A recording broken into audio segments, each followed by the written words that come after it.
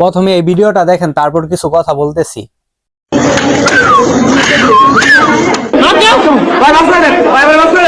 গতকাল শনিবার লাথি মেরে পৃষ্ঠা ছিঁড়ে মাটিতে ফেলে পবিত্র কোরআনকে অবমাননা করেছেন এক শিক্ষার্থী। শুধু তাই নয়, কোরআনকে অবমাননা করে সেগুলো ভিডিও করে নিজের সামাজিক মাধ্যমে পোস্ট করে অপূর্ব পাল নামের ওই শিক্ষার্থী।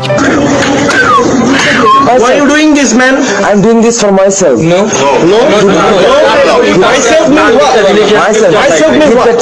Myself means what? আমি কিনছি আমার টাকা দিয়ে, Myself means what? আমার বাবার টাকা দিয়ে কিনছি। Myself means what? ভিডিওতে আমরা দেখতে পেলাম নর্থ সাউথ ইউনিভার্সিটিতে যে একটা চাঞ্চল্যকর ঘটনা ঘটলো। অপূর্ব পাল নামে একটা ব্যক্তি আমাদের মুসলিমদের প্রাণের চেয়ে প্রিয় মহাগ্রন্থ আল কোরআনকে অবমাননা করলো। সে পা দিয়ে পিষতেছে। শালা ইহুদির বাচ্চা, তোকে বলছি, তুই হয়তো জানোস না যে এই মহাগ্রন্থ আল কোরআন শুধু একটা কিতাব না, এটা হচ্ছে আমাদের মুসলিমদের ইমোশন, মুসলিমদের কলিজার চেয়েও প্রিয়। আর তুই, তোর কত বড় সাহস, তুই এই মহাগ্রন্থ আল কোরআনকে তুই পা দিয়ে লাথি মেরেছিস। এই ইহুদির বাচ্চা, তোর ভাগ্য ভালো যে আমরা মুসলিমরা প্রতিহিংসা করি না। যদি আমরা মুসলিমরা প্রতিহিংসা করতাম না, তোদের মতো যে হিন্দু যে জাতি আছে না, আমাদের এই বাংলার মাটিতে কোনো স্থায়ী হতো না। তোর কেমন মন মানসিকতা, তোর কেমন মাইন্ডসেট আপ যে তুই আমাদের মহাগ্রন্থ আল কোরআনকে পা দিয়ে লাথি দিস?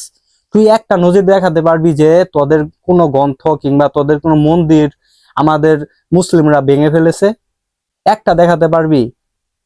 যদি আমরা তোদের মতো প্রতিহিংসা করতাম, তাহলে প্রতিনিয়ত তোদের মন্দির, তোদের গ্রন্থ নিয়ে আমরাও এরকম কাজ করতে পারতাম। কিন্তু আমরা মুসলিমরা কখনো প্রতিহিংসা করি না। আমরা প্রতিহিংসার বিপরীতে ভালোবাসা দিয়ে সবকিছু জয় করতে শিখেছি। আমরা কখনো প্রতিহিংসায় বিশ্বাসী না। যেই জিনিস যুদ্ধ দিয়ে জয় করা যায় না, সেই কাজটা ভালোবাসা দিয়ে জয় করা যায়।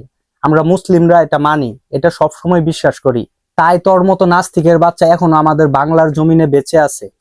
অবশেষে আমাদের প্রধানমন্ত্রীকে বলতে চাই, এই নাস্তিকের বাচ্চার এমন একটা শাস্তি দেওয়া হোক, যে শাস্তিটা সারা জীবন নজির হয়ে থাকবে।